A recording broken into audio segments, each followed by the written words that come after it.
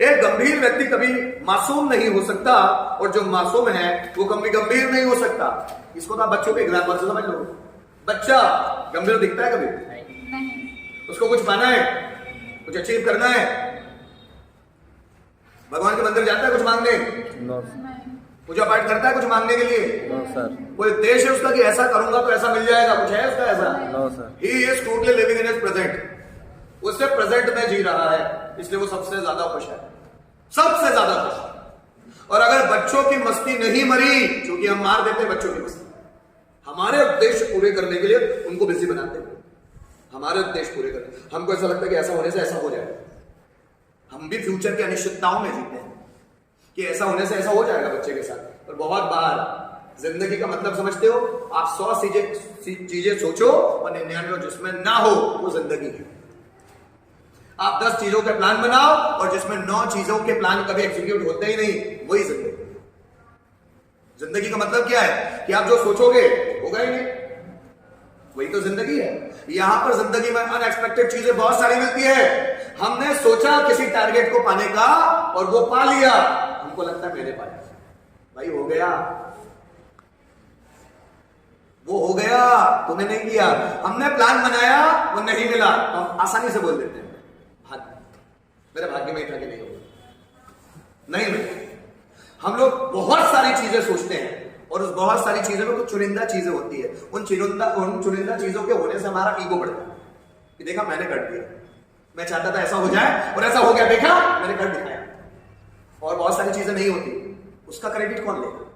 फिर हम बोल देते हैं समय के ऊपर है, भाग्य के ऊपर है। अरे भाई अगर करने वाला तू है तो ना करने वाला भी तो तू होगा।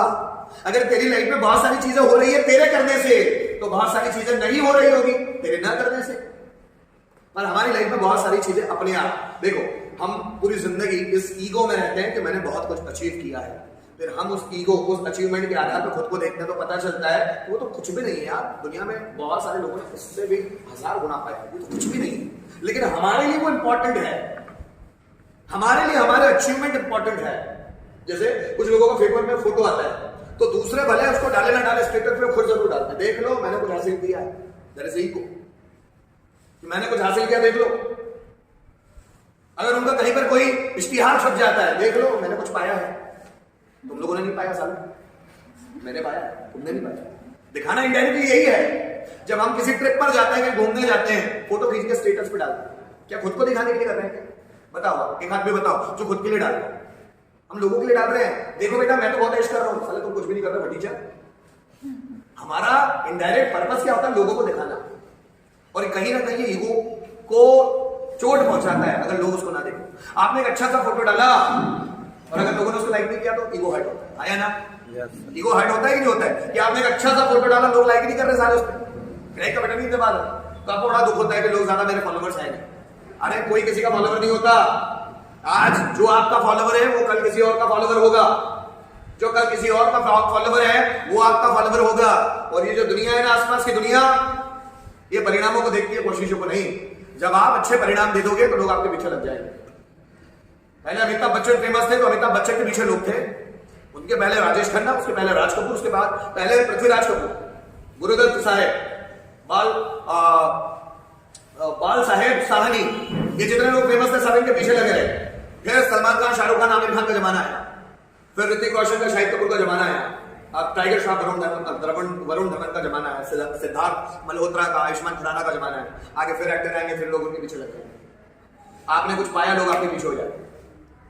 आप डिमांड में नहीं है, लोग आपसे कट जाते हैं। और ये मानना चाहिए, अगर आप यूट्यूब पे राजेश खन्ना जी के पुराने फोटोज देखे हुए, लास्ट वक्त में उनके साथ कोई भी नहीं, लास्ट वो खुद के साथ ही जी रहे।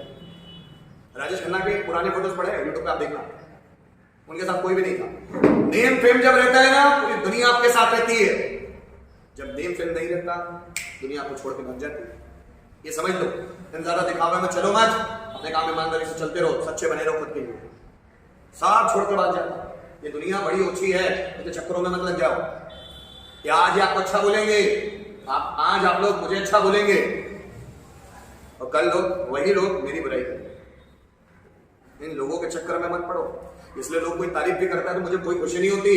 तो मैं लाइफ में इतने सारे स्टूडेंट्स को देखा है मैंने, जिनको साले जो मेरी तारीफ करते हैं वही मेरी बुराई करते हैं। एक वक्त, इसलिए अब तारीफ से कुछ नहीं होता। तो मुझे पता है कि साले को मेरा अभी पॉजिटिव पक्ष पता है तो तारीफ कर रहा है, कल नेगेटिव पता चलेगा तो बुराई भी करेगा। तो इनकी तारीफ से कहां खुश होना, इनकी तारीफ ही झूठी है, क्योंकि अभी मेरे बारे में जानते ही कम है ना? ये जानते ही कम है। जब इनको मेरे बारे में पता चलेगा बुरी बुरी चीजें तो मुझे एक्सेप्ट नहीं कर पाए, क्योंकि मेरे बारे में पॉजिटिव चीजें जानते हैं। और हर एक व्यक्ति अपने बारे में पॉजिटिव दिखाने के चक्कर में लगा हुआ है। देखो मैं कितनी अच्छी हूँ, देखो मैं कितना अच्छा हूँ, मैं सबका कितना ख्याल रखती हूँ, मैं सबका कितना ख्याल रखता हूँ, पर अंदर का इरिटेशन कोई नहीं बताता। मुझे इन चीजों से चिढ़ भी आती है, वो ही नहीं बताना चाहता। बड़े अलग जल्लाद तरह के लोग हैं।